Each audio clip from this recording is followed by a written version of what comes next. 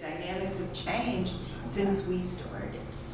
So I just want you to know how fast things change. I mean, if you look at Syria and you look at what's going on, it's really only 5 years that things have gone like this. And it doesn't take long, even within a city, for things to change quickly. So in 1990, you could drive down Steinway Street in Astoria and it was all boarded up.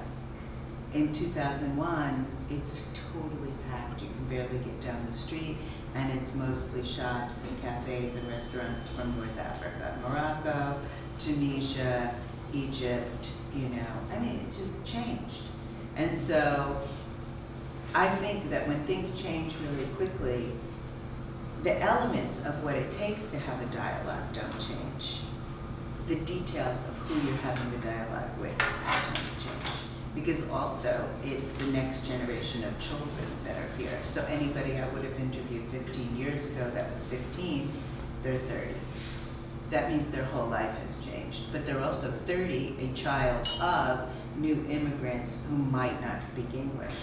When they were 15 and their parent didn't speak English, that was a really different dynamic of what they were doing.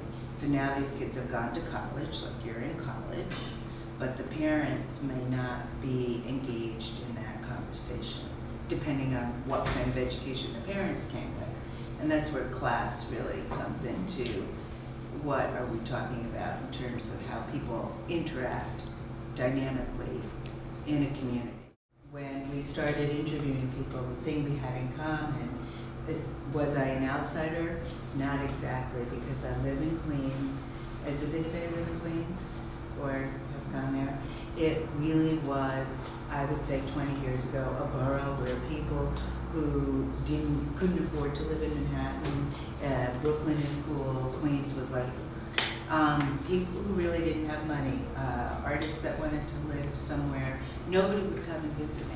It was, not cool. It wasn't like Brooklyn. It wasn't Manhattan. But immigrants go to places that nobody else wants to be and build them up. So now, of course, it's getting gentrified. And it was immigrants that gentrified it. They didn't gentrify it, they prepared it. Do you know what I mean? Fixed up broken down buildings.